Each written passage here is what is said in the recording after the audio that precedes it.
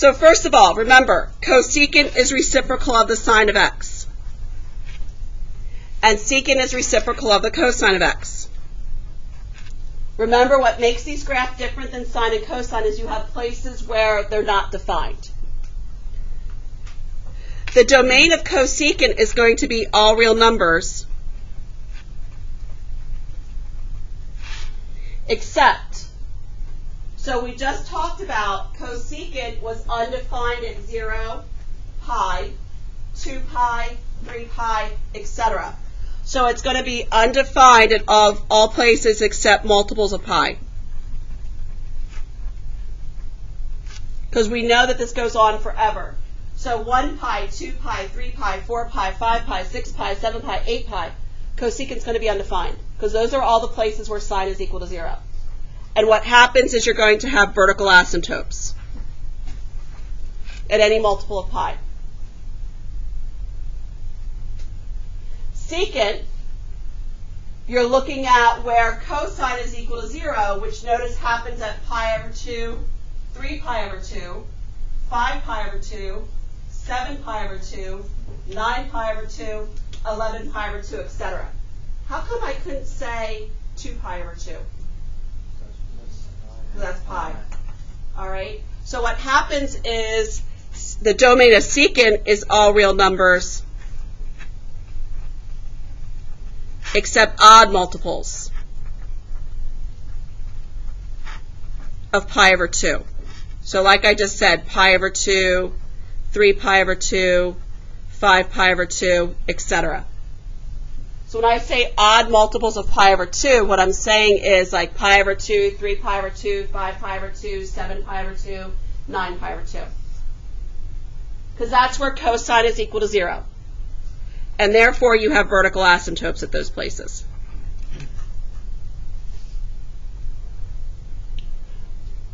Only sine and cosine are the two trig functions that's actually going to have domains of all real numbers. The rest will not. All right, so let's take a look at some graphing. Now another thing, secant and cosecant have no amplitude. A is either a stretch or compression. We'll still use that A value exactly the same way, but amplitude means max and min. These graphs do not have a maximum point or a minimum point. So let's look at the parent function for secant. So we're first going to graph the cosine.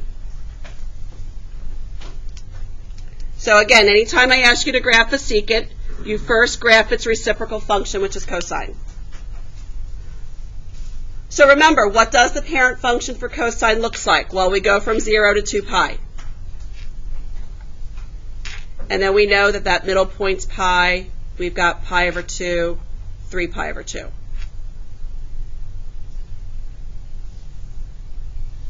So for cosine's parent function, where's your baseline? Your baseline's at 0. And the maximum I know is going to be 1. The minimum will be -1. Where does cosine start? Max, min, or base? Max. So I know I'm going to be at 0, 1. Then I go to pi over 2, which is my baseline. Then my minimum. Then my baseline. I'll stretch this out. And then I go to the maximum. So far, graphing a secant is exactly like graphing a cosine. And if I had to do transformation, I'd still do all the transformations. You're even going to go as far as putting these 5 key points on the graph. And now what you're going to do is you're lightly going to draw the cosine graph with a dashed line, or you can use a colored pen. That's just a lightly dashed color.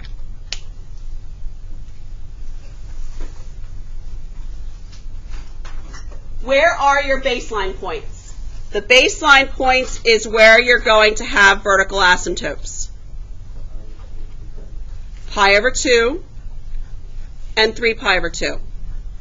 So that is where secant is undefined, because that's where cosine is equal to 0. The other 3 points are actually on the curve of both secant and cosine. Again, we know that this point is at 0, 1. So we're going to draw half of a parabola going up towards that vertical asymptote. This other point at pi negative 1, you're going to draw a whole parabola opening down. And then 2 pi 1, that's another half of a parabola. I mean, if you graphed more than one cycle, you would see the whole parabola right there. Your graph of secant cannot cross or touch any of the dashed lines you drew. It will not cross that dashed line for cosine. It will not cross or touch the vertical asymptotes. That's why it's helpful to draw the cosine curve first. So remember, the domain is all real numbers, except those odd multiples of pi over 2. Pi over 2, 3 pi over 2, 5 pi over 2, 7 pi over 2, 9 pi over 2, 11 pi over 2. I just abbreviated odd to O. All real numbers. That uppercase R is a symbol for all real numbers. Never seen that before. It's an uppercase R but with 2 vertical lines.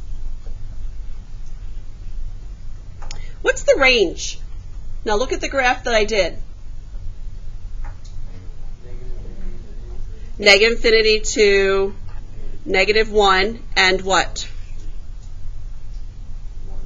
1 to infinity. That's why there's no amplitude. Because notice the graph is going down towards negative infinity. It's pointing downwards to negative infinity, so there is no minimum. And then notice the graph is pointing upward to positive infinity. So there is no min or max, that's why there's no amplitude. Amplitude means a max and a min. The period is still 2 pi. Vertical asymptotes for this cycle are at x equals pi over 2 and x equals 3 pi over 2. Remember, vertical asymptotes, you're giving the equations of lines. Do not just write pi over 2 and 3 pi over 2. You need to write the equations of vertical lines. So any questions about what the parent function looks like for secant? What is the IR or the W? That's all real numbers. That's that uppercase R. The odd is just abbreviated. Odd multiples of pi over 2. Okay? So that's how we graph secant. Yeah, Jed? So if it was like sine, right, for the asymptote, would we still do y equals? No, they're still vertical. They're x equals. All right. So now let's take a look at the parent function for cosecant. So for cosecant, you first graph its reciprocal function, sine of x.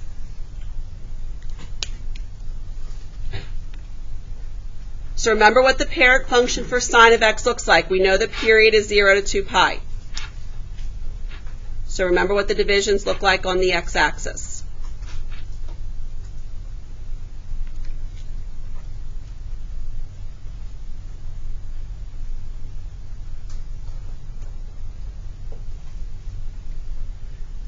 The amplitude for the parent function for sine is what? Your amplitude is, for the parent function, is just what?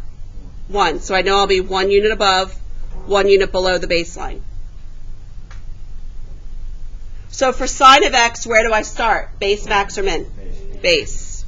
Then I go to the max, base, min, base. Again, just like I did in the previous example, I'm just going to lightly sketch with a dashed line what that sine curve looks like.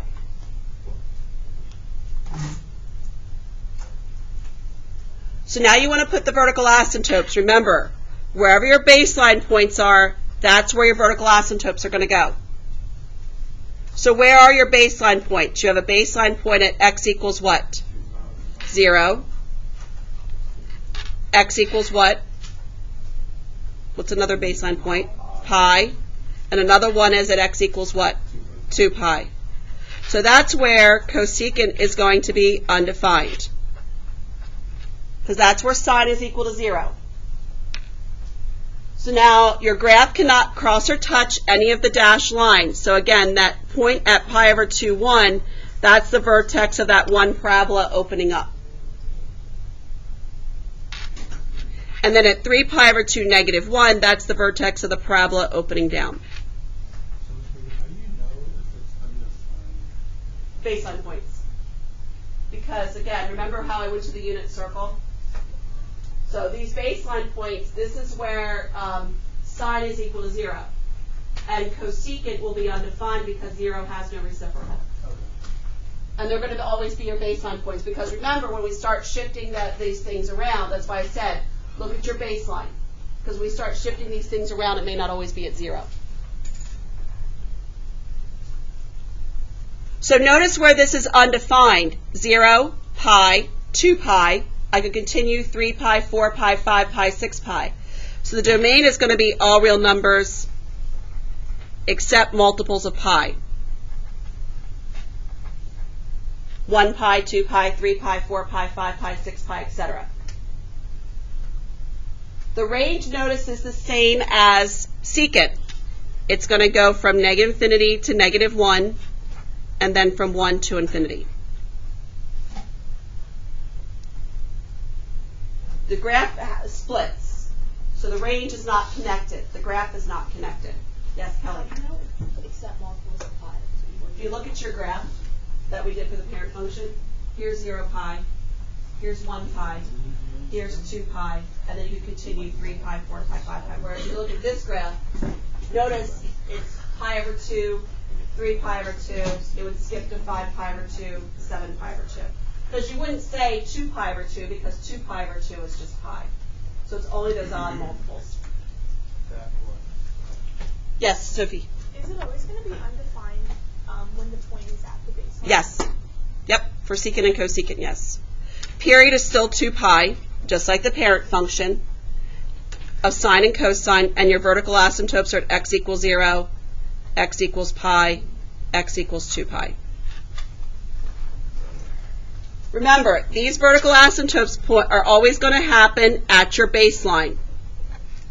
So when you graph your sine and your cosine curves, wherever the baseline points, that's where the vertical asymptotes are going to appear. So let's start shifting them.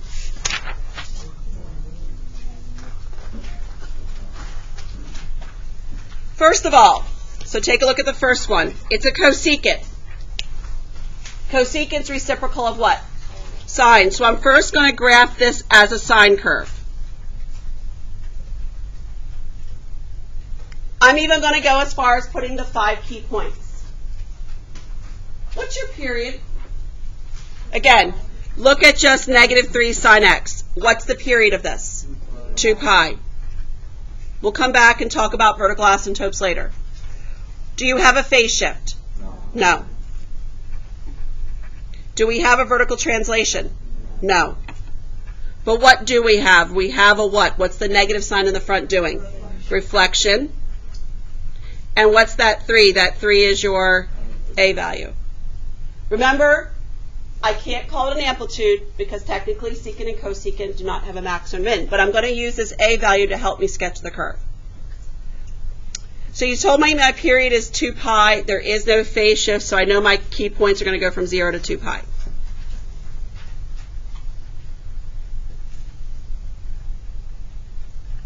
Where's my baseline? 0. My A value is 3, so I know I'm going to go 3 units above the baseline, 3 units below to give me those 5 key points. So here's 0, pi over 2, pi, 3 pi over 2, and 2 pi. So far, nothing has changed from what I've done from graphing sine and cosine. So now, where's the first key point going to go for sine? Is it a base, max, or min? Base. Then where do I go? It's a reflected sine, so where would I go? Minimum. Then where would I go? Base. Then where would I go? Max. And then I'm going to go to the base. So remember, I'm even going to go as far as lightly sketching what this sine of x curve looks like. So far, nothing has changed from what I've been doing. Any questions on what I've done so far? Yes, Kelly? You want to do that so that way you get the direction. Because remember what I mentioned, the graph that you do for secant or cosecant cannot cross or touch any of the dashed lines. So that way you don't have your parabolas maybe opening up by accident instead of opening down. So hopefully it's a visual reminder to help you get the direction correct. Now, baseline points. What's happening at the baseline points for cosecant? We're going to have to place what? Vertical asymptotes. So where are my vertical asymptotes going to be? At x equals what? 0. Where else? Pi. And 2 pi. So I have 3 of them. So this is where, again, cosecant's undefined at 0, pi, and 2 pi. So at pi over 2, I have a y value of negative 3. At 3 pi over 2, I have a y value of 3. So look at this first point. Is my parabola going to open up or down? How do I know it's not going to open up? Because then I'd cross the what? The dashed line, which you can't have happen. So I know this first one's going to open down. Look at your point at 3 pi over 2, 3. Which way is it going to go, up or down? Up. How do I know it's not going to go down? That's why it's helpful to draw that cosine curve and sine curve, so you don't accidentally have it pointing in the wrong direction. So any questions on that one? I would highly recommend it so you get the direction correct. Because very commonly students that don't want to draw this dashed line, they'll accidentally have this one going up and this one going down. So again, can't cross or touch any of the dashed lines. All right, so any questions on that one? Let's take a look at 2. I have a secant. So what am I first going to graph? I'm first going to graph this as a what? Cosine. Remember, secant's reciprocal of the cosine.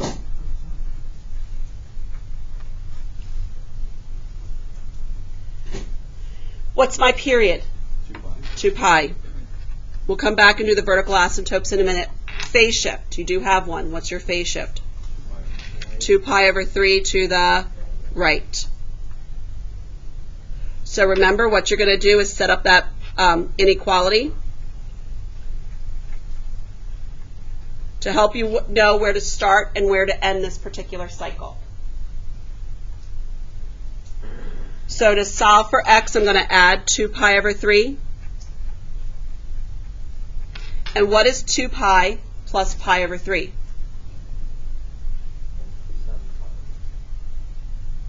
So I can rewrite 2 pi as a 6 pi over 3, correct?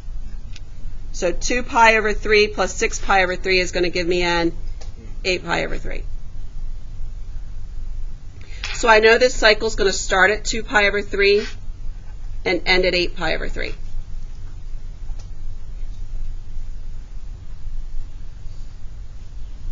So now you got to figure out the midpoint between 2 pi over 3 and 8 pi over 3.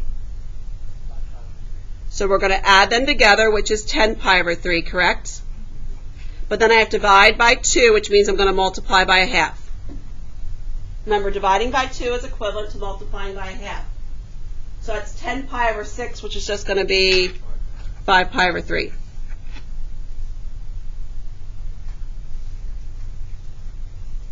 Midpoint between 2 pi over 3 and 5 pi over 3. 2 pi over 3 plus 5 pi over 3 is 7 pi over 3. Multiply by a half, that's going to be 7 pi over 6. 5 pi over 3 plus 8 pi over 3 is going to give me 13 pi over 3. Multiply by a half, that's going to give me 13 pi over 6. So there is no reflection, but I have an A value equal to 2. Where's my baseline? My baseline's where? 0. So I know my A value is going to be 2 units above, 2 units below the baseline.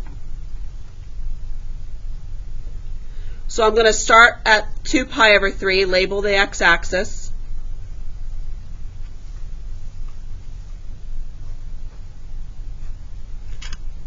Extend this out a little bit, 13 pi over 3, and then 8 pi over 3. That's 13 pi over 6. There you go. It's not a reflected cosine. Where does cosine start? Max, base, or min? Max. So I know at 2 pi over 3 it's going to be 2. Then it goes to the baseline. Then it goes to the minimum, baseline, maximum. I'm going to lightly sketch what this cosine curve looks like.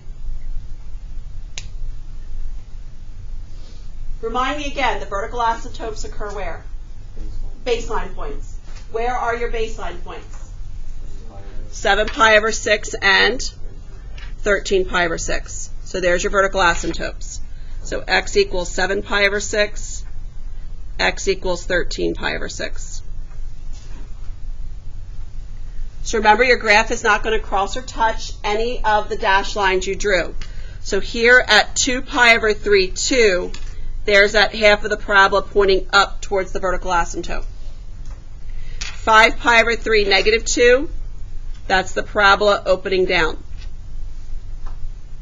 And then at 8 pi over 3, 2, that's that other half of the parabola. Can you do a full one, or you have to do that? You can do a full one, that's fine. It's just more than one cycle. That's all. Yes, Mike? Can this be on the quiz on Friday? No. But this is a very good review for sine and cosine because you're doing pretty much all this stuff for sine and cosine. And there is no vertical translations. So any questions on that one? Let's go over, because I know how much you guys love the let's go down and let's take a look at number 5. Because like I said, this will be a good review for the quiz on Friday.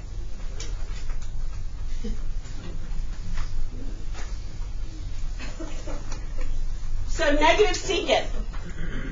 I'm first going to graph what? With a secant, I'm first going to graph a what? Cosine. So I'm going to treat this as a negative cosine of 3x plus 2 pi plus 1. What's the period? 2 pi over 3. Remember, b is the number in front of x, so you have to take 2 pi and divide it by 3. We'll come back to vertical asymptotes. Phase shift. Yeah, we'll do 5. Yeah. What do you have to do with this equation in order to identify the phase shift? Take out that 3. So I have negative cosine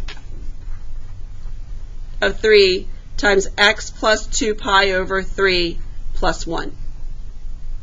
So now tell me about the phase shift. Am I going left or right? Left. And how many units to the left am I going? 2 pi over 3.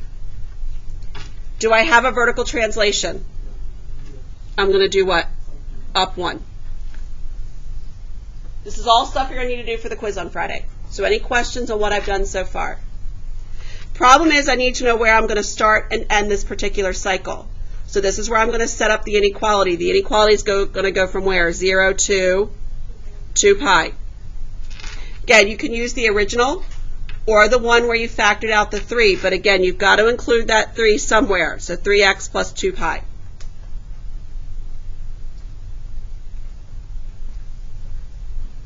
So now how do I solve for x? What's going to be my first step with this inequality? I'm going to do what?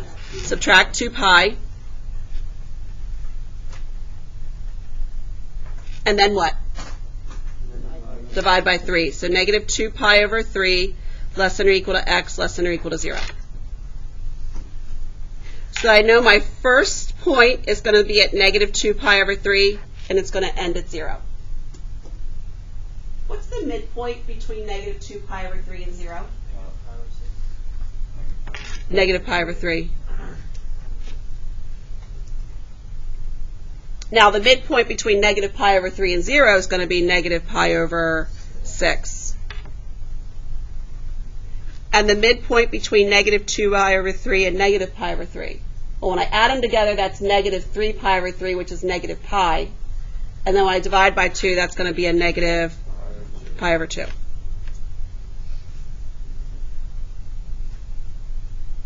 So any questions on how I'm labeling the x-axis? So I'm going to go ahead and do my graph up here since I kind of drew all the way in my coordinates. So when I label my x-axis, it's going to be negative 2 pi over 3,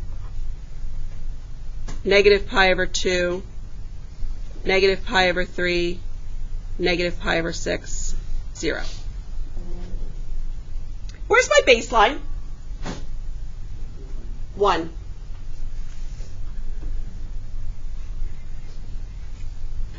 What's my A value? 1. So I'm going to go 1 unit above, 1 unit below. So any questions on how I've labeled the X or the Y axis so far?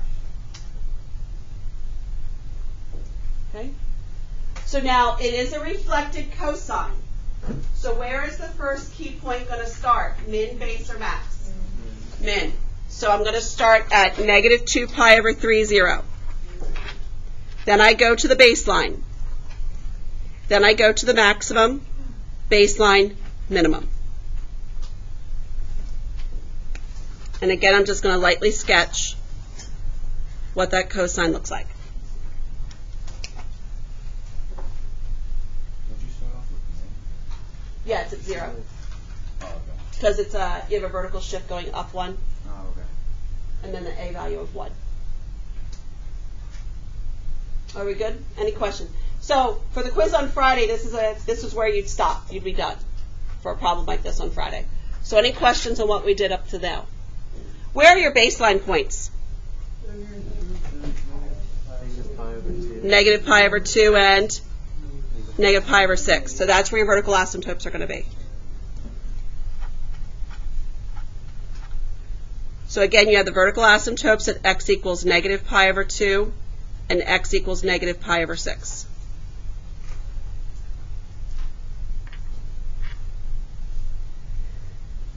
So now negative 2 pi over 3, now the graph is going to be pointing down towards the vertical asymptote. Again, if you wanted to draw the full U opening down, go ahead.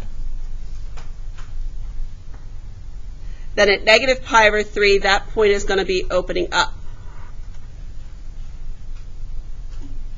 And then the point at 0, 0, it's pointing down.